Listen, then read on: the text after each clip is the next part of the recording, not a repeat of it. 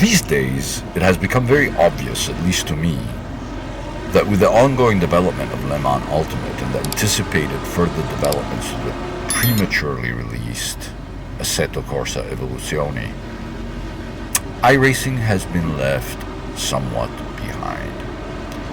The irony, of course, is that they're feverishly working on iRacing and expanding their development team.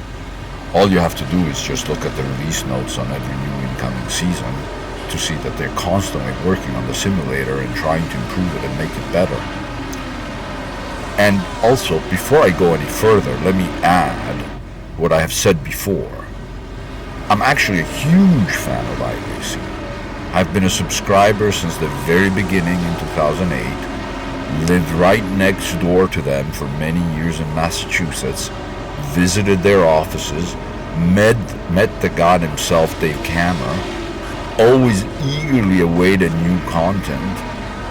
I erected multiple statues and altars for the quiet worship of the great benefactor, John Henry himself. And I have managed to race poorly with great honor in both road racing and old racing.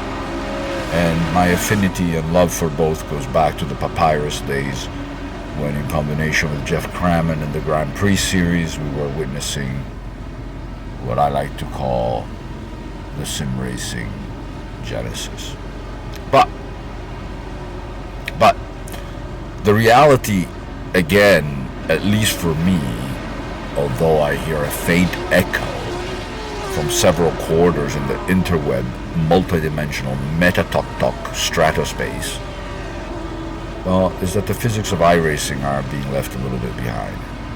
Now, let's be honest, between you, me, and my 19 subscribers.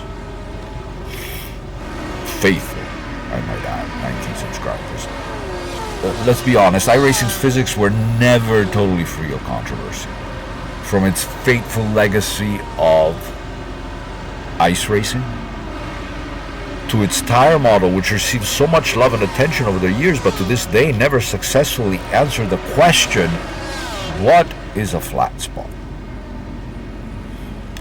Many mods of R-Factor 1, Automobilista 1, which in itself was a mod, Assetto Corsa, and especially R-Factor 2, seemed to me to have a more illustrious department of physics. However, to me, it was the arrival of Le Mans Ultimate that highlighted iRacing's sketchy interpretation of the real world. Combined with the massively better graphics, it makes driving a GT3 car in the iRacing environment feel like the culinary equivalent of a TV dinner. Reliable? Sure. Exciting and real? Not. What iRacing does have, and it is massively evident, is an incredible ecosystem. Yes, of course, we know about the competition system, simply unmatched anywhere or by anyone. Yes, you have some decent alternatives out there like Low Fuel Motorsports and SimRacing.gp. But they're still very limited in offerings. Also, for me personally, living in Southeast Asia, my time zones are not as populated, and I think the same would apply to my friends and cousins in Australia. Now, Le Mans Ultimate is offering a good and promising online competition system, quite popular and getting more so, but at the end of the day, like Assetto Corsa Competizione, Le Mans Ultimate is generally a one-horse category, or a 1 horse and a quarter, or 1 horse and perhaps a half if you're pushing it. You get what I mean. LMGT3, GTP. In iRacing, the way you purchase cars, tracks, and incorporate them in your base is reliable, if expensive. With trading paints, running customized skins is a piece of cake.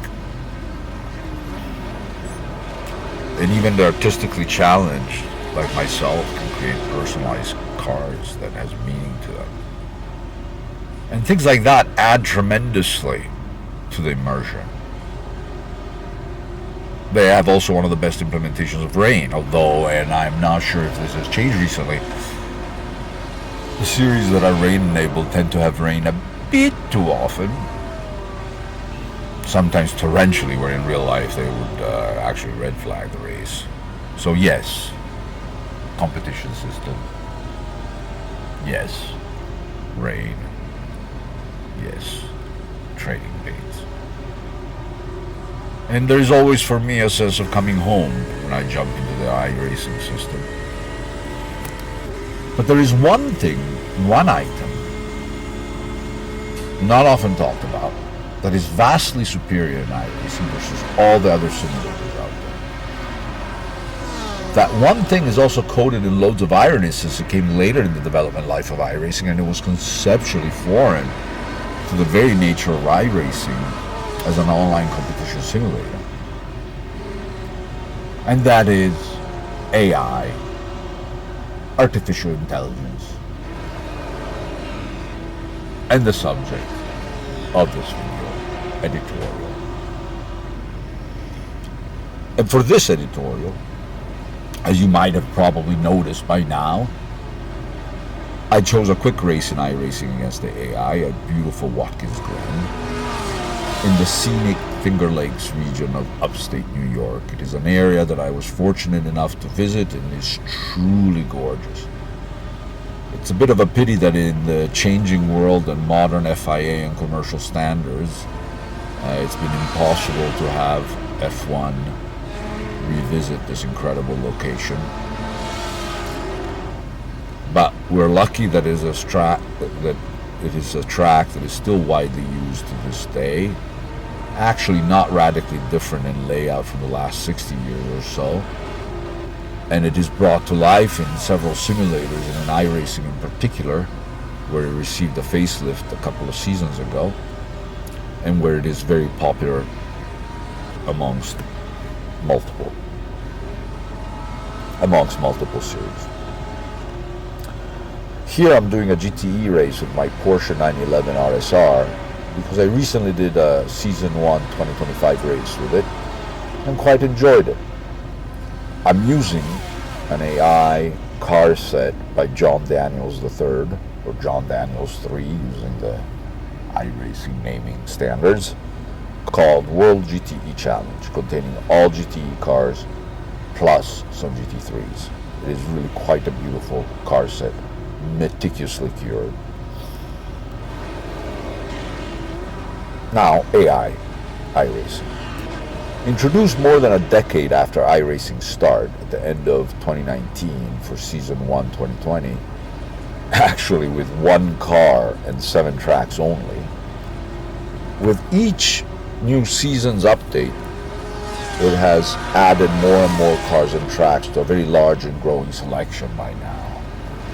Actually, I haven't counted them, but I believe there's about 100 cars available on AI, and basically all the tracks imaginable, including legacy tracks. Originally, there was some pushback from some of its base users, as in their eyes, iRacing was always an online competition for active humanoids, but it was always welcomed by a lot of users as a potential tool to improve their online skills, practice traffic, and being able to do so without generating some irate response coded in the mysteries of netcode, and generally you can pit yourself in races at a time of your own choosing without the pressures of signing up, deadlines, or having to restrict yourself to whatever series is being offered at that time and place in season. As I mentioned, although cautiously released at first, gradually the number of tracks and cars with AI grew, and eventually all new cars and tracks released are available with AI. Now, I should note here that despite loving oval racing myself, 99% of all my AI in iRacing has been done with road racing. I would love to tackle some ovals as well with it. As of yet, my schedule has not allowed me much there. Also, As of this recording, there's no dirt support for either overlay. Now, 3 fundamental items stand out with iRacing's AI. First, the flexibility and customization. Second, availability of so many AI-ready cars, series, collections, however you want to call them, in trading paints, such as what I'm using here in this video that you can see at Walkman's Glen. And finally, fundamentally, most importantly, the on-track experience. Now let me start first quickly with flexibility and customization. Well, where to even start? There are 3 methods to engage with AI in the iRacing universe. Single race, which is the one that I've really used the most. Championship, and hosted and league racing, which was introduced later in about 2021. And I'll quickly mention that hosted and league racing AI usage is fantastic because it allows you basically to fill your friends. It allows you fundamentally to fill a server up for a race with your friends and AI to make up for a larger field. And if you're like me, that I don't really have any friends, well, then you can just put all AI. Now, I have used, as I mentioned, single race the most. And it's a snap to do it. You just select your car, your track, your weather, your track conditions, your rules. Now, for example, rolling starts, local or full call. For example, rolling starts, local or full course yellows, and your AI roster. iRacing comes with default roasters, but then, as I said, you can easily download predefined sets from the Great Trading Paints website, and I will link in my description below, by the way. And of course, you need an iRacing account to download those. Then from within the sim, you can even adjust names and skill levels, aggressiveness, and other characteristics of each individual AI racing. And I have to say that at the time of this video, iRacing is working on adaptive AI, which will, as the name says, adapt to your own skill level. This is a very, very interesting concept, where basically the AI figures out exactly how slowly somebody like me drives and dumbs itself down to decrease further its intelligence and skill level to match my own. Now, once you've made your selections, you will be brought into the race. And if you set them up, practice and qualify. And these are fully customizable from duration to type. For example, I love that I can set up qualifying with all these cars sharing the track.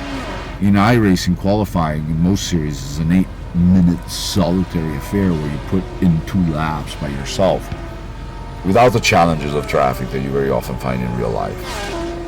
With AI races, I can set that up. I can set up the qualifying to be open. All cars on track, you come up to a car that's slowly going through a corner and you get upset and you lose your temper or you say funny names. Also, I prefer standing starts. And I can have those with sports cars where usually they're rolling starts.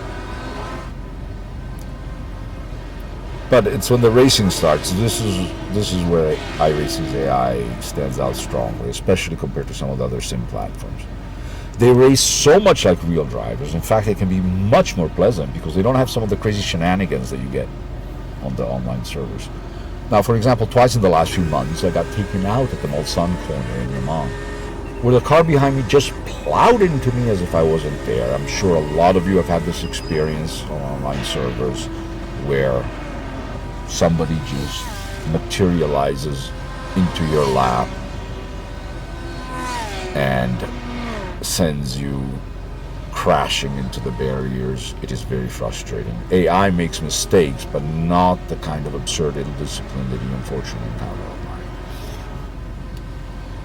Another thing that makes it so enjoyable is that, free from the worry of safety rating and iRating, you feel more relaxed and actually end up going faster, relatively speaking, for me.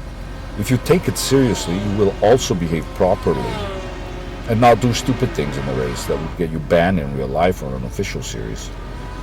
And if you learn to respect the AI as you would real people, it makes for such an enjoyable experience. The fact that I will avoid the chance of ruining somebody's race is a big factor for me.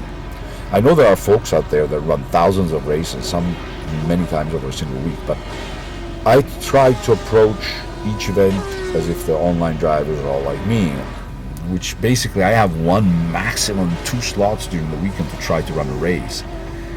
And if I get rear-ended violently and sent into a French tavern with my steering wheel and broken spirits, well then that's it, no reset button. I just got my chance for the whole weekend. So I always try to think of others as myself, so I really don't want to ruin their one chance through my carelessness. Racing AI removes that worry, which for me is almost an anxiety.